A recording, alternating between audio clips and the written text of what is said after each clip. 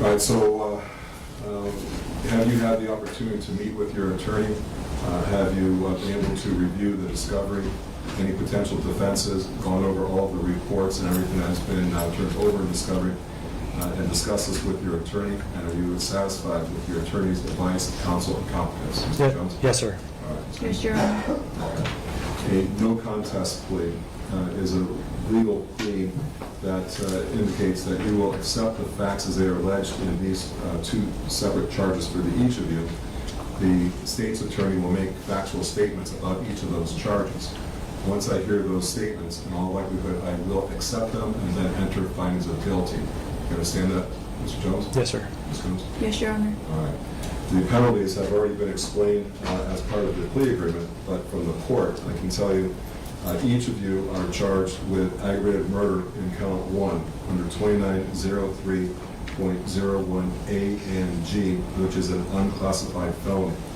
The sentence for that charge that the court must enter is a term of life imprisonment. The rest of the sentence is, after serving a full blank amount of years, you would become eligible for parole. In this particular case, that would be a range of 20, 25, 30 for Ms. Coones, and then the additional without parole for Mr. Jones. However, the parties have agreed that the appropriate sentence in this case would be life imprisonment with parole eligibility after serving a full 25 years. Do you understand that, Mr. Jones? Yes, sir. And Ms. Coones? Yes, Your Honor. All right, count 2, which can be run consecutive, is the charge of abuse. Count 3 in Ms. Coones' case, count 8 in Mr. Jones' case. But the second count that you're pleading to is called abuse of a corpse, 2927.01B and C. That is a felony of the 5th degree. The court could order these to be served consecutive, which would likely result in ODRC having you serve the 1-year maximum sentence for the abuse of corpse first, thereafter followed by the life imprisonment sentence, and then the appropriate eligibility for parole. Do you understand that, Mr. Jones? Yes, sir. Ms. Coones? Yes, Your Honor. All right. Also, as a result of these offenses, you will not be able to use, receive, buy, own, transport, or possess a firearm or ammunition. If you do, that could be punished as a felony here in Ohio as well as federally. Do you understand that? Yes, sir. Yes, Your Honor. As far as the second charge, the abuse of corpse, that charge is subject to potential post-release control. You could be placed on post-release control after completion of that sentence for up to 2 years. If you were placed on post-release control, and if you violate, you can be returned to the penitentiary for up to 9 months on each violation, but not to exceed 1/2 of the original sentence. However, if the violation of post-release control is the result of a new felony conviction, then the sentencing court for that new felony can return you to the penitentiary for 1 year for the time remaining on the post-release control, whichever is greater. You understand that? Yes, sir. Yes, Your Honor. As far as the aggravated murder charge, that is a charge that is subject to parole. Parole is under the control of the Ohio Adult Parole Authority, and the review process is done under their terms and conditions. But at the point of the completion of the minimum sentence, which would be 25 years before eligibility, the parole board shall ensure that there is a review process put in place where the prisoner is allowed to have a meaningful opportunity to obtain release. In addition to any other factors that the board is required or authorized to consider by rule or statute, the board shall consider some of the following factors as mitigating factors. Those would include the circumstances of the offense, the age of the prisoner at the time of the offense, the prisoner's background and family histories, things of that nature. But that is controlled by the Adult Parole Authority of Ohio. That is not set by this court as it relates to something similar to post-release control. Those are two different types of things. These are two different types of charges, and the aggravated murder involves parole, not post-release control. You understand that, Mr. Jones? Yes, sir. You understand that, Mr. Jones? Yes, Your Honor. Okay. Count 1 for each of you, you are not eligible for community control. You are technically eligible for community control on the second charge in each of your plea forms here. That would be count 8 for Mr. Jones and count 3 for Ms. Coones. However, that is not practical. So community control could last for up to 5 years. If you were placed on community control and you violated those terms and conditions, then I could give you a more restrictive sentence, including any time still reserved at the state penitentiary, or I could put you in CCNO, work release, electronic monitoring, the correctional treatment facility, things of that nature. But as I indicated, that's not practical in this situation. In all likelihood, what the court would look at would be to potentially either make those consecutive, and then the Posters Control Board would make the determination as to whether or not you should be placed on a PRC, which would not be likely, or if I ran them concurrent, it would expire by the time you finish your life sentence or the granted parole of 25 years. You understand that, Mr. Jones? Yes, sir. You understand that, Ms. Coones? Yes, Your Honor. All right. As far as trial, each of you, individually and separately, regardless of what the other defendant is doing, are entitled to a trial where 12 people would be impaneled to hear your case. Or you could have your case tried to the bench. That would be at myself. At that, to myself. At that trial, the prosecutor would have to prove each and every element of the offenses beyond reasonable doubt. Your attorneys would be able to confront and cross-examine all of the witnesses. They would also be able to compel witnesses to appear in court by issuing subpoenas. Nobody could force you to testify at your own trial. If you wanted to testify, of course, you would be allowed to do so. But if you chose to remain silent, your silence cannot be used against you or even commented about. Do you understand that? Yes, sir. Yes, Your Honor. All right. Because you are hearing these pleas, your appellate rights are being limited. But nonetheless, if there is something that you wish to appeal about this case, you must do that within 30 days of sentencing. Do you understand that? Yes, sir. Yes, Your Honor. All right. Mr. Jones, do you have any questions about anything we just went over? No, sir. Do you now freely and voluntarily give up these rights? And do you feel it is in your best interest to enter this plea? Yes, sir. All right, thank you. Ms. Coones, do you have any questions about anything we just went over? No, Your Honor. Do you now freely and voluntarily give up these rights? And do you feel it is in your best interest to enter this plea? Yes, Your Honor. All right, thank you. I do have the plea forms that are presented to the court. They are already signed. If you would like, while the state goes through the factual basis of this, counsel and the defendants can have seats there at front as we go through this. So, Mr. Wilson, I'll turn it over to you. Thank you, Judge. And please, if you could, and this is more for the record, I know you will do this, distinguish facts that apply only to Mr. Jones and facts that apply only to Ms. Coones, if there are any, and then also, if you tell me when this is together. Yes, Judge. Had this matter proceeded to trial with respect to count 1 on CR 232276 and CR 241092, the state of Ohio would have proven beyond a reasonable doubt that Jonathon Jones and Kaitlyn Coones, on or about April 19th, 2023, in Lucas County, Ohio, did purposely and with prior calculation and design cause the death of another, specifically Nicole Jones. With respect to count 8 in CR 232776 and count 3 in 24-1092, the state of Ohio would have proven beyond a reasonable doubt that defendants Jonathon Jones and Kaitlyn Coones, on or about April 19th, 2023, in Lucas County, Ohio, did knowingly and without legal authorization treat a human corpse in a way that would outrage community sensibilities. Specifically, Judge, the state of Ohio would have shown that on April 19th, 2023, Jonathon Jones and Kaitlyn Coones worked together to plan, carry out, and cover up the murder of Nicole Jones, the biological mother of Jonathon Jones. That these events occurred at 7456 Timbers Edge Boulevard, located here in Lucas County, Ohio.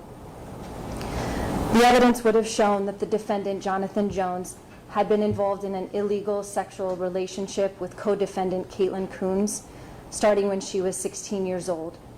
Mr. Jones was convicted in Wood County, Ohio, for charges relating to that relationship and for possessing images of a sexual nature involving Kaitlyn Coones. While Mr. Jones was awaiting sentencing for those charges in Wood County, he was released on an electronic monitoring unit and was ordered to have no contact with Kaitlyn Coones. The evidence shows that while the defendant was awaiting sentencing, Kaitlyn Coones and Jonathon Jones nonetheless made plans for Ms. Coones to come to Toledo. She had fled a group home she had been residing in Akron, Ohio, and made her way to the defendant's home on Timber's Edge that he shared with his mother, Nicole Jones. Once there, the two planned to kill Nicole Jones because she was getting in the way of their relationship, and to some extent because the two desired to become an infamous couple. On April 19th, 2023, they waited until Nicole Jones was inside the kitchen of the home and had her back to them. They then beat her over the head with a rock and strangled her to death together. The Ohio Bureau of Criminal Investigation processed the home at Timber's Edge and found many droplets of blood consistent with a large bloodletting event in that kitchen. BCI determined that Nicole Jones was the primary contributor of DNA of that blood. Following the murder, the two went to several different home supply stores and bought cleaning supplies. The state would have shown the video surveillance depicting the two of them purchasing tarps, bleach, a mop, and garbage bags. In their recorded interviews, both defendants detailed wrapping the body of Nicole Jones in tarps and placing her into the trunk of her own vehicle. The two of them headed to dinner with the body of Nicole Jones still in the trunk of the vehicle. Afterward, they drove her body to a dumpster at a nearby apartment complex where Jonathon Jones previously lived and dumped her body into a dumpster. The two stole many of Nicole Jones's belongings, including a firearm, her jewelry, her checkbook and ID, and together they removed all the money from her bank account. The electronic monitoring unit that Mr. Jones was wearing at the time of the murder would have showed his movements throughout Toledo during this period of time, corroborating the facts as stated above. Afterward, the defendant cut off his monitor and fled with Kaitlyn Coones in his mother's vehicle. They proceeded out west through Arizona, where Kaitlyn Coones is alleged to have committed additional crimes. Eventually, the two made their way to the country of Mexico. While on the run, the defendant Kaitlyn Coones was posting on Facebook about having murdered people and texted several others telling them what she had done. One of these individuals that saw her post contacted the Akron police where Kaitlyn Coones was to be residing. Akron police then notified the Sylvania Township Police Department of what had been reported, and in response, the Sylvania Township Police Department responded to the victim's home to check her safety. She was obviously not there, and during the execution of a subsequent search warrant, officers discovered the blood and missing items. Warrants were then issued for the arrests of Jonathon Jones and Kaitlyn Coones. Meanwhile, while the defendants were in Mexico, they were stopped and arrested because Mr. Jones was in possession of marijuana and Kaitlyn Coones was determined to be a minor traveling without a legal custodian. Eventually, they made their way back here, Judge, to face these charges. The defendant, Jonathon Jones, was interviewed by several agents and gave a lengthy statement. He claimed that on April 19th, 2023, while they were in the Timbers Ridge home, that Kaitlyn Coones gave him 5 hours to kill his mother, and then when that time elapsed, she did it on her own while he stepped out for a cigarette. However, his statement contained several inconsistencies and the improbable self-serving statement that Kaitlyn Coones, acted alone in the killing. For instance, Jonathon Jones further admitted in this interview that after they murdered Nicole Jones, he was covered in blood and that the two of them showered together. He then indicated that while the two of them had fled, he wasn't thrilled with the situation, but that he was happy that he and Kaitlyn could now be together, and noted that his mother always interfered with their relationships. The defendant, Kaitlyn Coones, in her first interview, did claim to have killed the victim all on her own as well, a claim the state would have proven was false and done in part during as part of a plan the two of them had contrived together, whereby Mr. Jones was asking Kaitlyn to take full responsibility for the murder to receive a lesser sentence since she was a juvenile, in the hopes that he would then also receive a lesser sentence. However, in her second interview, almost a year later, the defendant, Kaitlyn Coones, provided a different statement. This time, she placed nearly all blame for the murder on the defendant, Jonathon Jones. In this statement, she depicted Jonathon Jones as coming in through his bedroom window with a large rock. He then demonstrated for her how he would strike his mother over the head and stated, "I'm going to do it now."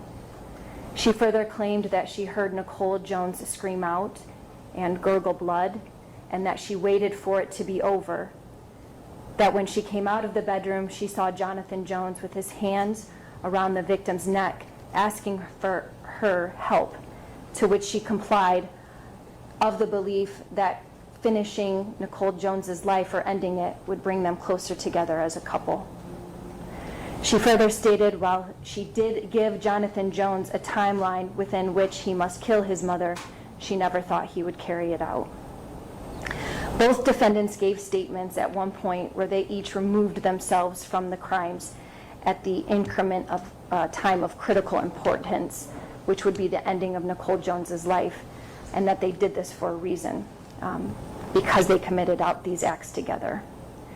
The evidence also would have included jail calls and jail letters between the defendants, wherein they are professing their love for one another, and one in which Jonathon Jones repeatedly directs Kaitlyn Coones to continue admitting to the murder so that the state would not think that he was the mastermind behind this crime, possibly giving him a lesser sentence.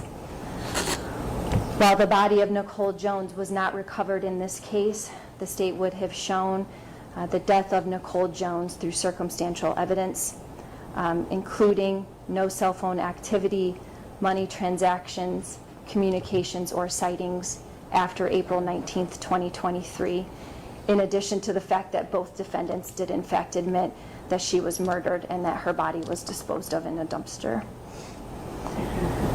To the extent that the defense would have attempted to argue that Kaitlyn Coones was afraid of Jonathon Jones, we would have shown that she continues to seek him out, profess her love to him, and that while fleeing never attempted to notify authorities, call for help. Further, we would have shown a video taken from Ms. Coones's phone that depicts her smiling and laughing in the stolen vehicle while Jonathon is driving, following their flight after the murder. And the video pans down to her purse where it shows, she is in possession of a firearm. We would have argued and proved that she was not in any fear and that she had the means, specifically a firearm, to disengage herself from the defendant. The evidence would have been clear, Your Honor, and proven beyond a reasonable doubt that both defendants acted in concert to plan, murder, and dispose the body of Nicole Jones. They committed these offenses together every step of the way.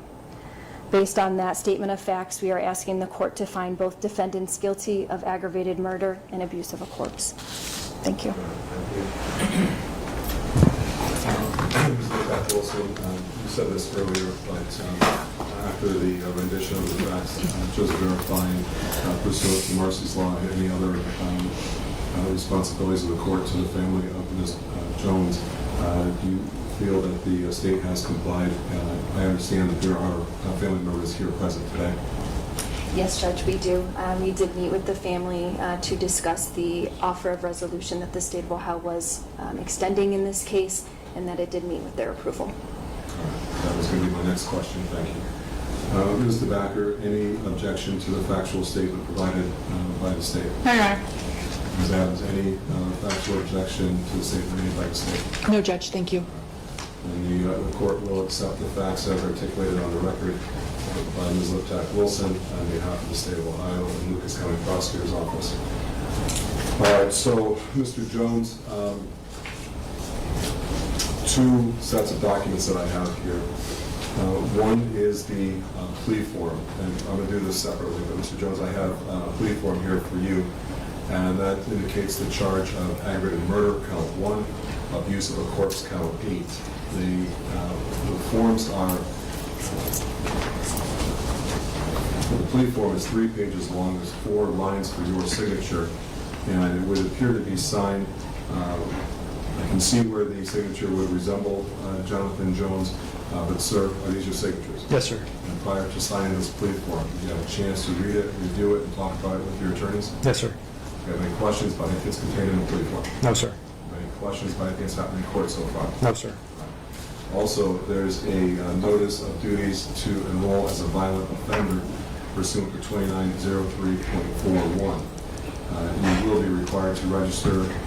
This is the registration form, and you will be required to meet with the sheriff's office of the county of which you will reside should you be placed on parole. This will also be reviewed with you once again at the time parole is considered and if it is ever granted. But this charge of aggravated murder does qualify as a violent offense under 2903.41. You are to provide your name, residence, social security number, driver's license information, address on any place where you are employed or going to school, license plate numbers of any vehicles that you own or operate. You'll be recorded for tattoos and scarring, and there's a continued verification process, and this will be for at least a 10-year period. Do you understand that? Yes, sir. All right. Also appears to be signed, this form appears to be signed by you right down here. Is that your signature? Yes, sir. All right. And prior to signing this form, did you have a chance to read it, review it, and talk about it with your attorneys? Yes, sir. Do you have any questions about this form? No, sir. All right. Thank you. Ms. Coones, I have 2 forms that relate to your plea as well. The first is the plea form. It's a no contest plea, and it represents or has the 2 charges: aggravated murder, abuse of corpse. Your signatures are very clear, and they do clearly read as Kaitlyn Coones in the 4 separate lines. Ma'am, are these your 4 signatures?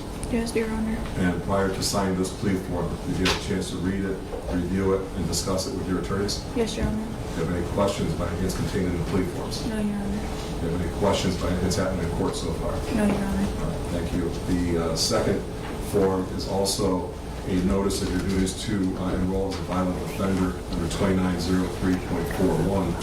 And just as I informed Mr. Jones, the information has to be provided to the sheriff's office in the county in which you will be residing if ever granted parole. And that would be your name, address, social security number, driver's license information, the charges of which you were convicted, the address where you are employed, going to school or other, and any vehicles owned by you.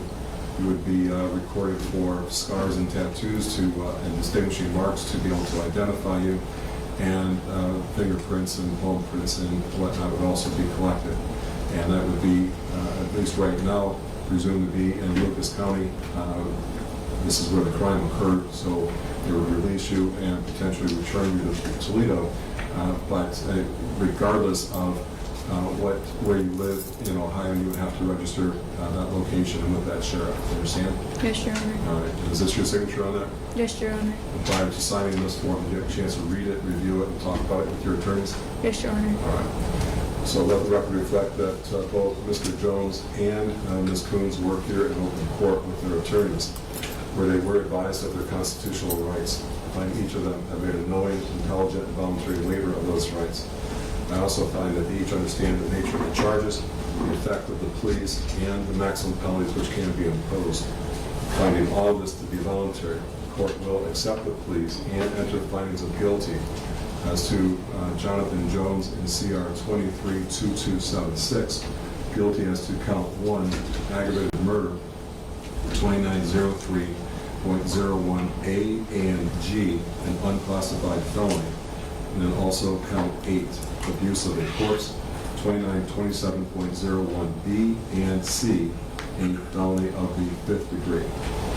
As it relates to Kaitlyn Coones, NCR 241092. The court will enter findings of guilty to count 1, aggravated murder, 2903.01A and G, an unclassified felony, as well as count 3, abuse of a corpse, 2927.01B and C, a felony of the 5th degree.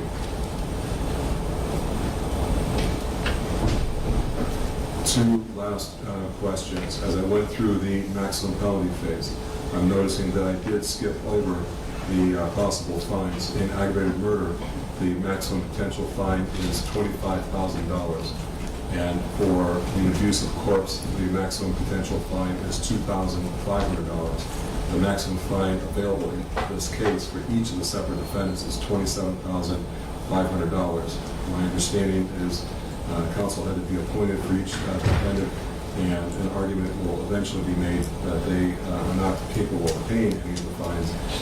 But understanding that, Mr. Jones, hearing that information, $27,500 maximum fine, does that change your voluntariness or your intelligently entering this plea? No, sir. All right. Ms. Coones, hearing that information, does that have any impact on changing your plea? No, Your Honor. All right. You still voluntarily and knowingly accept that there's a potential fine of $27,500? Yes, sir. Okay. And thank you for both of you.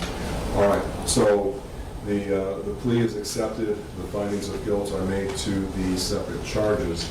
The parties have indicated to me that they would like to proceed to sentencing today, and each of the defendants would be entitled to a pre-sentence investigation and report. And we could reschedule this for another day to have that information provided.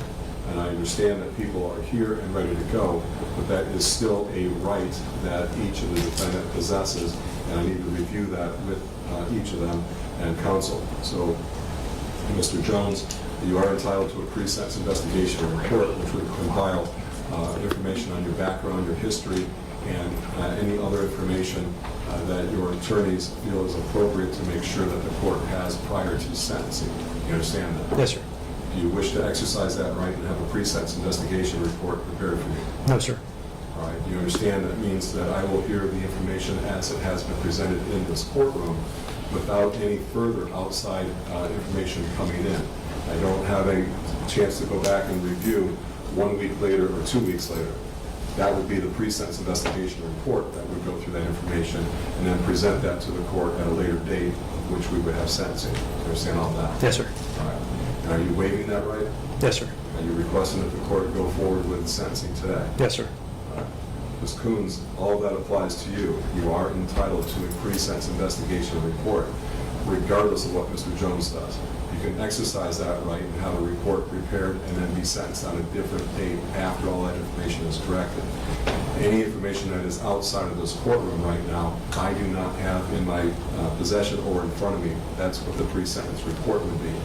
You are entitled to enforce that right and ask that a report be prepared. You can also waive that if that is your desire and ask the court to proceed to sentencing, but I would not have any outside information other than what's presented to me here in this courtroom today. You understand that? Yes, Your Honor. All right, you want to talk about that with your attorney? I don't know, you just turned towards, I want to make sure that this is known, intelligent, and voluntary. Judge, we discussed it this morning when we reviewed the plea paperwork. Okay. And ma'am, do you wish to have a pre-sentence investigation report or proceed with sentencing? Proceed with sentencing. All right. Is the state satisfied that the record is sufficiently filled to protect those issues? Yes. All right. Okay.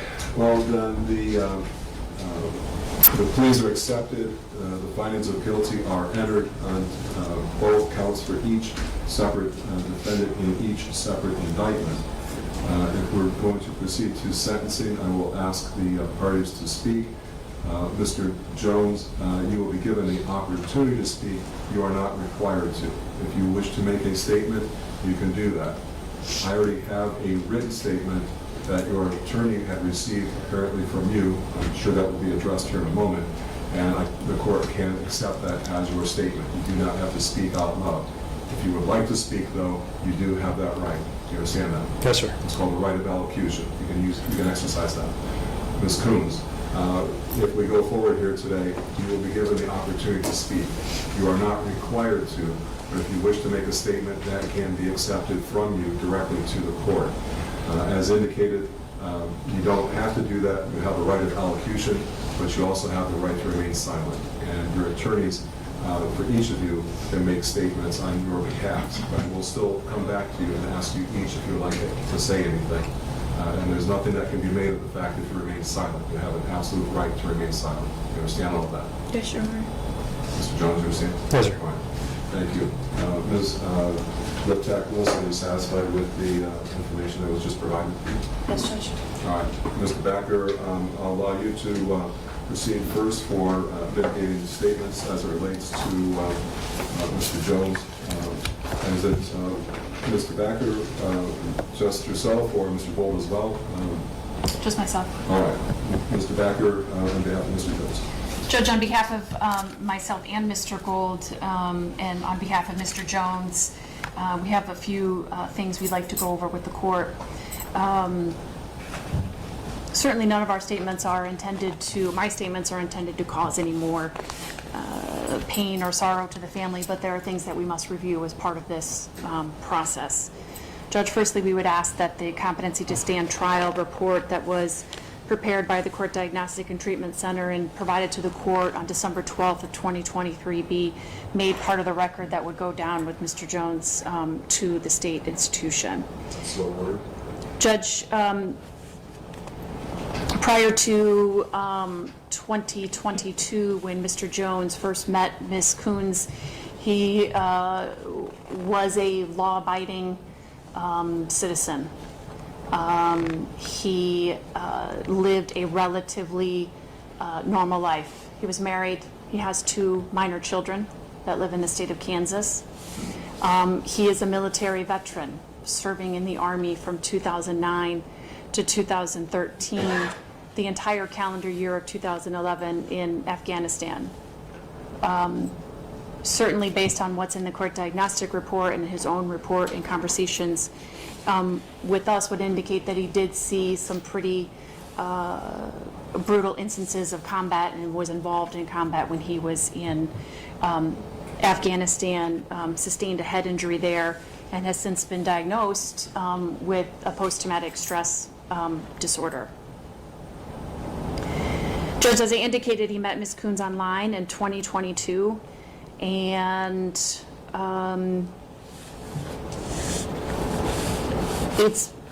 we then arrive at today's devastating result to what happened to his mother. He takes responsibility for the actions that led to this tragic result. He lived with his mother. I think they had, and he would report to the court that he had a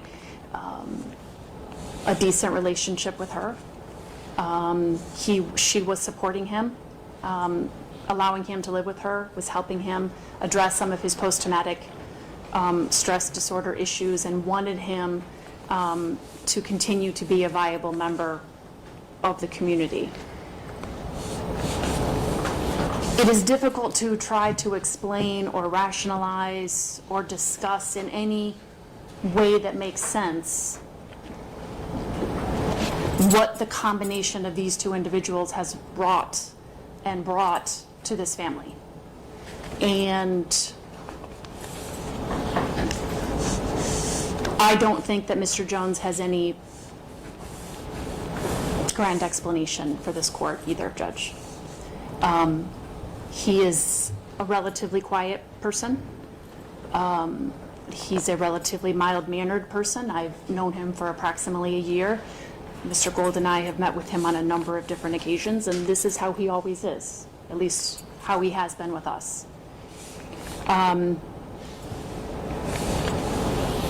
He prepared a very brief statement that he does not feel like he is capable of reading in court, but certainly would like the court to consider, and the state of Ohio has had the opportunity to review that that statement. As it relates to his competency evaluation, Judge, again, that was conducted back in December of 2023. The report indicated that he does have a post-traumatic stress disorder diagnosis, that he suffers with major depression, is taking medication for that, and that also, again, reiterating the fact that this is sort of his affect, that he has a sort of flat, constricted affect in his communications.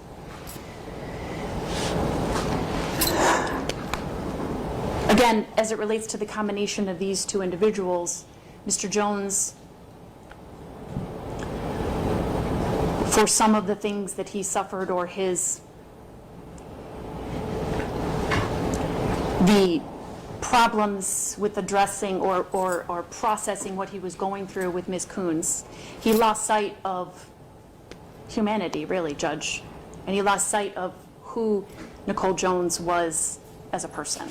And I know that he feels remorse for that. He has expressed that to us, and certainly his very brief statement to the court expresses that as well. As a technical matter, Judge, I would like to address the matter of the concurrent or the consecutive sentences, if I might. As indicated, there are two cases. Ms. Liptek-Wilson referred to them as well. The underlying criminal cases in Wood County in 2022 that led to Mr. Jones being on electronic monitoring. He received 3 years for those charges.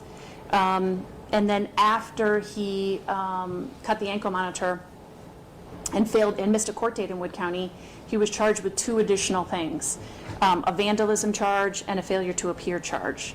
And he received a 1.5-year sentence for those. The 2 individual charges in each case the judge ordered in Wood County for those to run concurrent to each other, but the separate case numbers to run consecutive one to the other.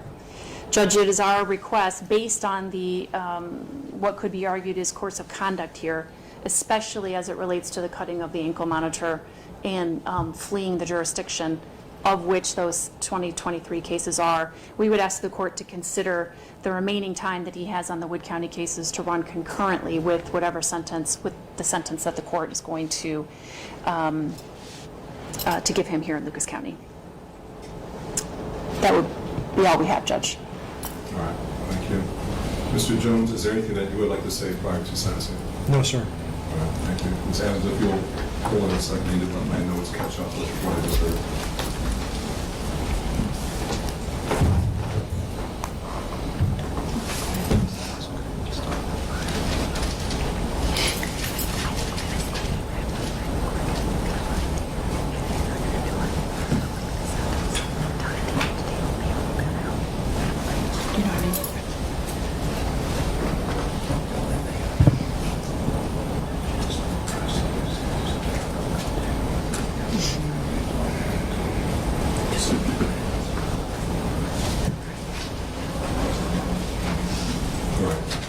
Thank you.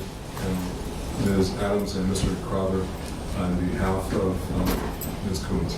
Yes, Judge, thank you. May it please the court. Judge, first we would like the court to consider running count 3 and count 1 concurrent with each other. Also, Judge, we would ask that any possible fine, attorney fees, court costs be waived. Ms. Coones, when she entered this world as a baby, shortly thereafter entered the foster care system. She spent the majority of her life in the foster care system. If you can imagine a horror that you've ever heard about the foster care system, I guarantee you, Judge, that what Kaitlyn experienced in the foster care system pales in comparison with the worst horror story that you've ever heard about foster care and what happens to kids in foster care. Judge, at the time of this offense, she was in the foster care system under the permanent custody of Children's Services. She continues to be indigent. Very few family members are in contact with her, so we would ask for any court costs, court fines, court fees to be waived. Judge, Mr. Crowther and I, in our duties to Ms. Coones as her attorney, we have advised her to not make a statement to the court or to the family. There is a pending civil lawsuit. I I know that the family would like to hear from Ms. Coones about what happened. And on behalf of Mr. Crowther and I, we apologize that we have to protect our client's rights and we cannot let her make a statement. Judge, I think it is important to note that Ms. Coones was a child. There was a no contact order that an adult male was ordered to have absolutely no contact with this child and still brought her up here to Toledo. Judge, Ms. Coones has a lot of work to do to get herself to where she should have been had she not been raised by absolutely atrocious human beings who never should have had the right to breed. Ms. Coones has a long way to go. Every day she's going to commit to making herself better. And Judge, we just ask that you consider running count 3 with count 1 concurrent so that at some point she can get out and try to do something to honor Ms. Jones's life. Thank you, Judge.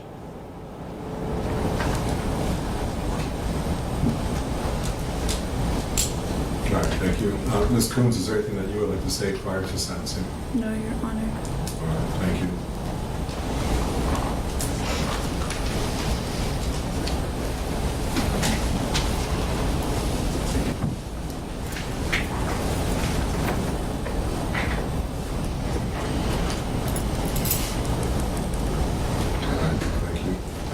Ms. Liptak-Wilson,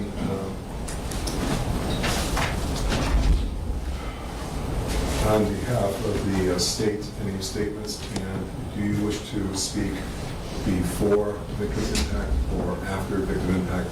I've been informed that you have at least the one family member who's going to make a statement, and I believe at least 2 other family members are going to be standing with that individual. But how would you like to proceed? Judge, if it's okay with the court, I'll give a brief statement now. That's fine. Pursuant to the plea agreement that was reached in this case, it was the state's understanding that for Mr. Jones, count 1 and 8 would run concurrently with one another for an agreed upon term of life imprisonment with parole eligibility after serving 25 years, and that was made pursuant to 2953.08D1, and that is the agreement that was discussed and agreed to by the family, as well as for Ms. Kaitlyn Coones, that the count 1 and count 3 would run concurrently with one another for a combined term of life imprisonment with parole eligibility after serving 25 years. As far as Mr. Jones's cases are concerned, whether those run concurrently or consecutively, the Wood County and the Lucas County cases, we will defer to the court for that matter. It is possible that the victim's family may address that issue with the court. Thank you. You can bring whoever coming forward. The court has received several additional letters which I have reviewed and read all of these, but the court rules only allow for one statement. So, Mr. Jones, you're going to make a brief statement? I am, Your Honor. All right. Good afternoon. My name is Robert Jones, and I'm here today to speak on behalf of our beloved sister and daughter, Nicole Jones. No words can fully capture the depth of our grief, the extent of our pain, or the magnitude of our loss. Nicole Jones was a beacon of light in our lives. She was a devoted mother, a cherished daughter, and a loving sister. Her kindness, her laughter, and her unwavering support reflect the foundations upon which our family stood. Her murder has shattered our world, leaving a void that can never be filled. The agony of losing Nikki is compounded by the unimaginable betrayal we feel, knowing that her own son and his girlfriend committed this heinous act. The trust we once placed in Jonathon Jones has been irrevocably broken. And the sorrow we feel is intensified by the confusion and disbelief that someone so close to her could be capable of such brutality. Nikki was always there for Jonathon without question. The fact that he failed her in this moment is incomprehensible to our family. The physical absence of Nikki is a constant, searing wound. The fact that her body was never recovered adds a layer of torment that words cannot describe. We are denied the closure that comes with laying a loved one to rest, and we are haunted by unanswered questions and horrific imaginings of her final moments. This perpetual state of limbo exacerbates our suffering and hinders our ability to heal. The emotional toll on our family has been devastating. We struggle daily with feelings of tremendous pain, anger, and profound sorrow. Each milestone, holiday, and family gathering is a stark reminder of her absence. The laughter that once filled our family gatherings has been replaced by silence and tears. The comfort of her presence is now a cherished memory that we cling to in our darkest hours. This horrible tragedy has also weakened our faith and belief in our local community. Nothing was done to attempt to recover our family member, and decisions were made without consulting us or even reaching out to us to express any sorrow or remorse for the decisions that were made. At the time our family needed the basic services of the community the most, the system was unable to perform its most basic duties. The inaction of some has cast a cloud over our sense of safety and belonging. The place we grew up and raised our families doesn't feel like home. Despite this, we will forever work to honor Nikki. Our family's future is now overshadowed by this tragedy. We find ourselves grappling with a profound sense of loss and a relentless ache in our hearts. These defendants' actions have irrevocably altered the course of our lives, robbing us of the joy and presence that Nikki brought to us. We stand before you today seeking justice for Nicole Jones. We implore you to consider the immense pain and suffering inflicted upon our family and to hold the defendants accountable for their actions. While no sentence can bring her back or erase our anguish, we hope that it will provide some measure of justice and deterrence, preventing other families from enduring the nightmare that we now live. Your Honor, we ask that you remember Nicole Jones not as a victim, but as a vibrant, loving individual whose life was tragically cut short. We ask that you honor her memory by delivering a sentence that reflects the seriousness of the crime and the depth of our loss. Thank you for allowing us to share our story and for considering our plea for justice. Thank you, Your Honor.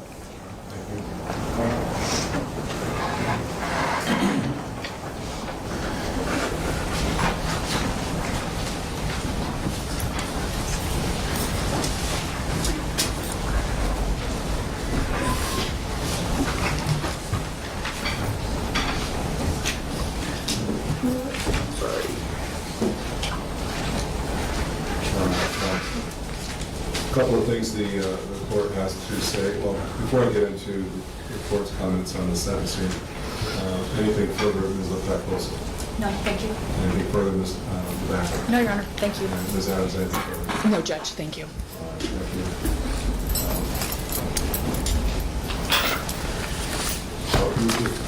The very first thing that strikes the court is there's two separate things going on here right now. One is the court's responsibility to make sure that all of the legal processes are properly followed and all of the I's are dotted and T's are crossed and the checkbox the box is checked. That's one part of it. And during that part of it, it is rather a dry recitation of the laws of the state of Ohio and how it impacts each Mr. Jones and Ms. Coones.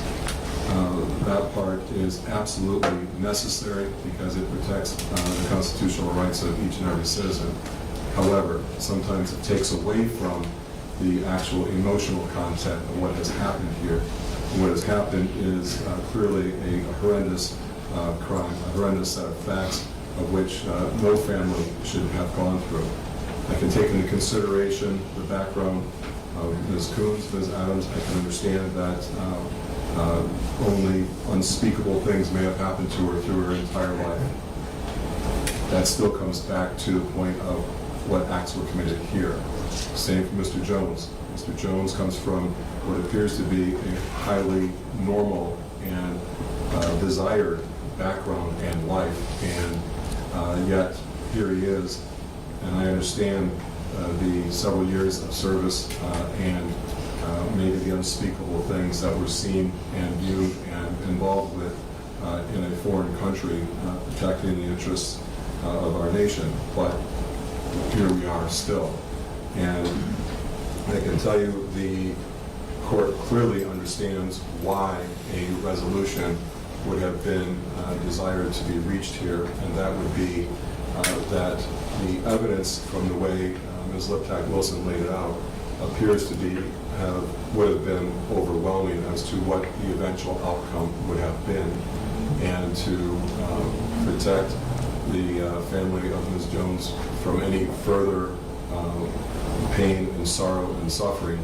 A resolution was worked out as opposed to having this play out in an open courtroom for an extra week or two just to get to the same point. The same point is the sentencing of which the court is restricted within. The fact pattern here and the background certainly would have supported the court in having considered even more higher sentences. It would have justified potentially the consideration of a life without parole for Mr. Jones, and for Ms. Coones, life with parole eligibility after the completion of the full 30 years. However, the parties in consultation and agreement with the family have, as Ms. Jones' family, have come up with a resolution that the court can accept, which is a life sentence with parole eligibility not at the minimum, but elevated, and that would be understood to be inclusive of the abuse of corpse charge. I certainly have notes right now written down that clearly delineate that the abuse of corpse could only happen after the completion of count 1 in aggravated murder, and therefore the court would be completely justified in putting that sentence as a consecutive sentence. But the agreement is a life sentence with parole eligibility after serving a full 25 years. And as Ms. Liptak-Wilson, as you just articulated, that was the spirit of the agreement. They will serve a 25-year sentence. And that would be the mandatory sentence. The court will articulate a life imprisonment, but the mandatory time is actually calculated at 25 because that's when each of the defendants will become eligible for parole. Does not mean that you will get parole. Does not mean that the parole board is required to give you parole. They are just required to consider that sentence. That's what goes into the entry, that after serving a full and entire 25 years, you become eligible for parole. That's controlled by the Ohio Adult Parole Authority and the prison system as to when you actually get consideration and a review and a hearing where all of the factors would be then considered. That's not up to this court. That's up to the Adult Parole Authority. But back to the emotional content, words never, they can never rise to the level of horrific facts in this case, and they always fail in trying to understand how anybody would get to this point for a mere interference with a relationship. The horrendous facts that took place here, the beating, the strangulation, the realization that at some point there's a struggle going on where someone's fighting to maintain their life, and yet the two of you, in whichever way you want to slice your involvement, can't stop that. That's a complete lack of humanity. It's a complete brave heart action. and it's all thinking about yourself. For whatever reason it's there, it's still monstrous behavior, it's still monstrous thoughts.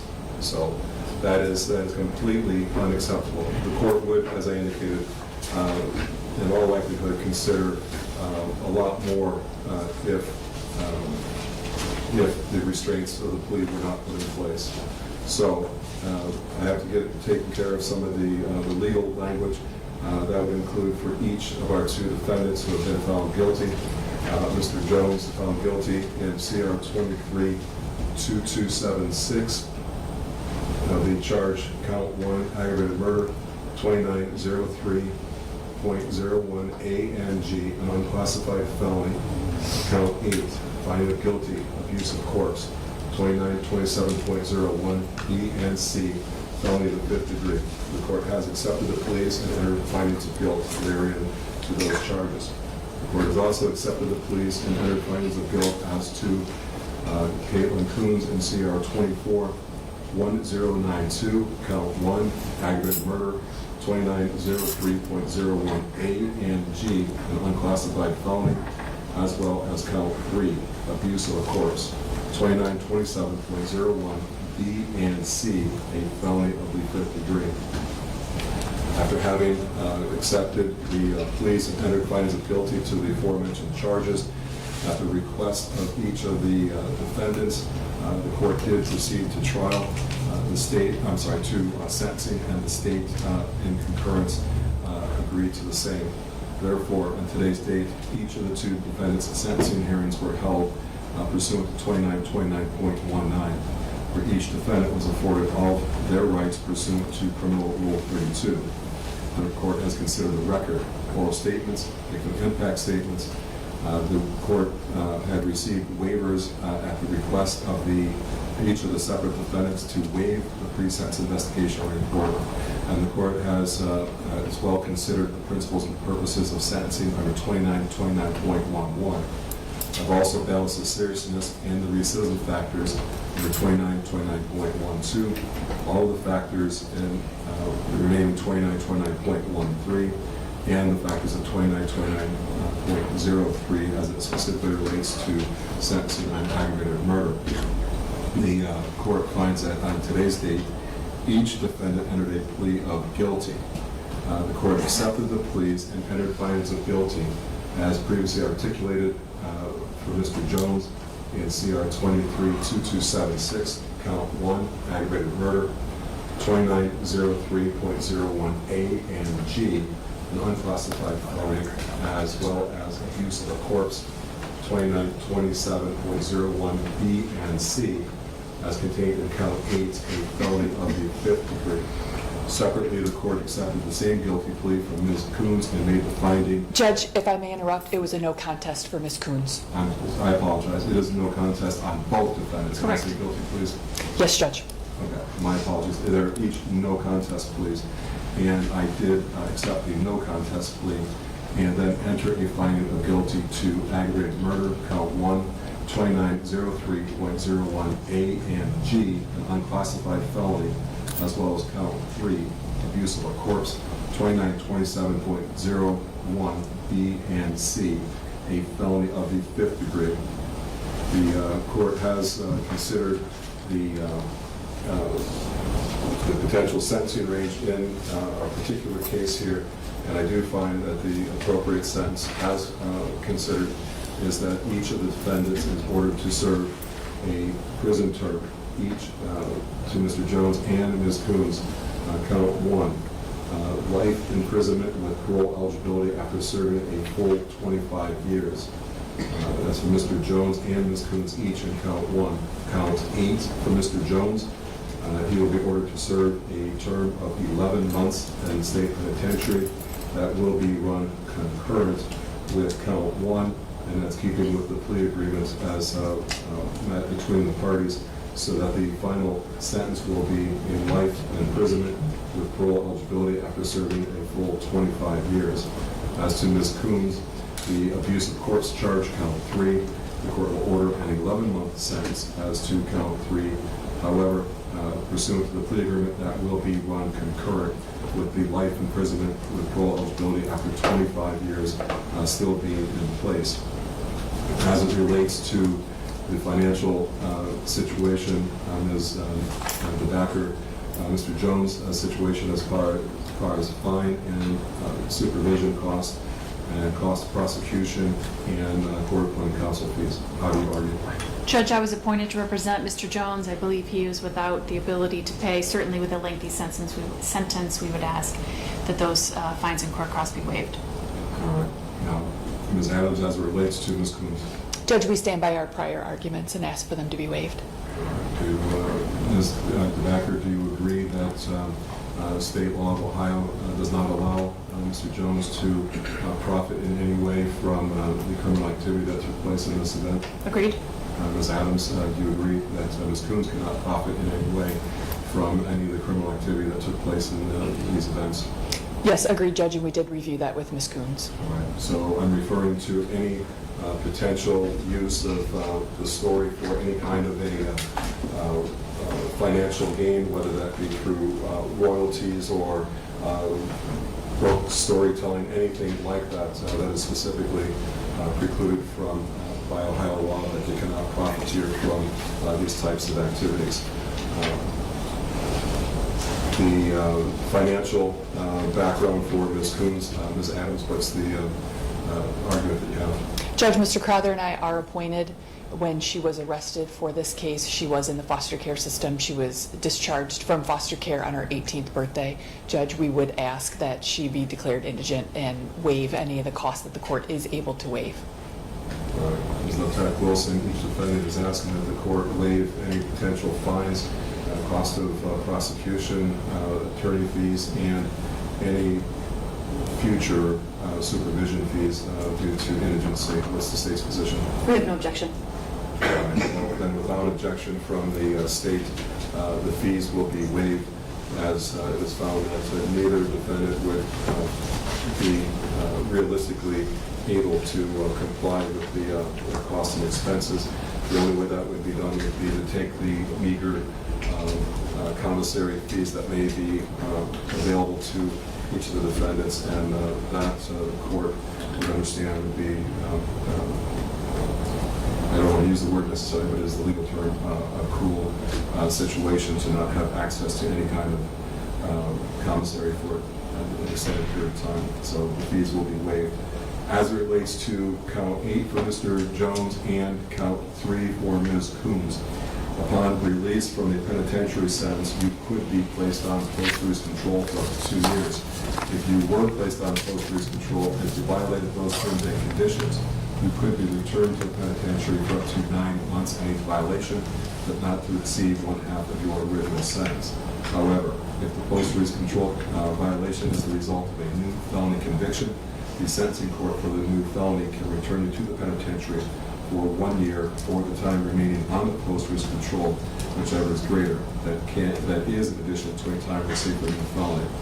It does not seem to be a likely situation here, but the court is required to advise you of the potential for community control,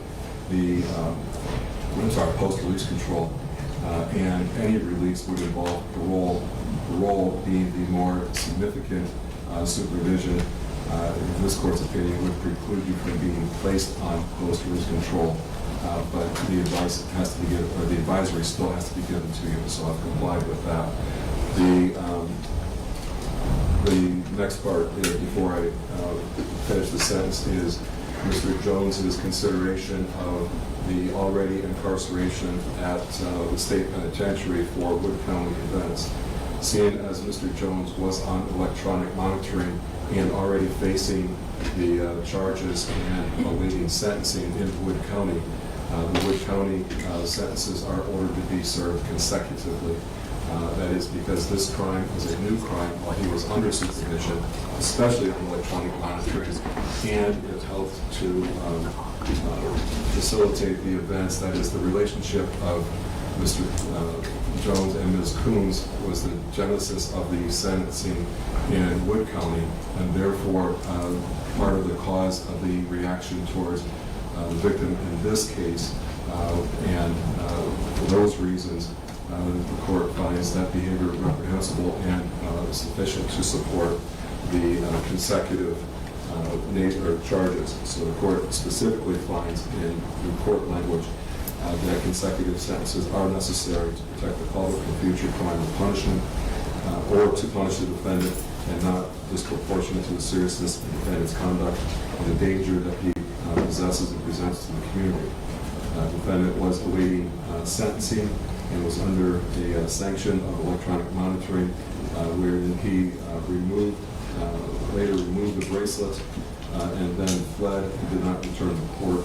And that was after he was already charged with the underlying offenses that led to the first 3-year sentence. With all of that, the court finds that it's completely justified to and appropriate to make the Wood County sentences consecutive.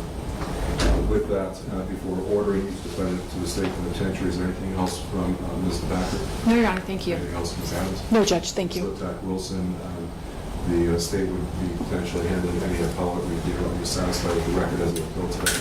Yes, I am. Thank you. Thank you. With that, each defendant is ordered to be transported to the Ohio, to the custody of the Ohio Department of Rehabilitation and Corrections. The court will go through a final calculation of all days that they were in custody. For the pendency of this case, they will get credit for all days of custody prior to today's hearing, as well as any future custody days, all paid transportation to appropriate state institution. Each defendant is going to fines and costs of prosecution, court-appointed counsel fees, and any other charges will be waived as by agreement with the state, as each of the 2 defendants are determined to be indigent. As to Mr. Jones, counts 2, 3, 4, 5, 6, and 7 are to be dismissed. And once again, you are reminded of your duties to register as a violent sex offender, as a violent offender that requires the registration.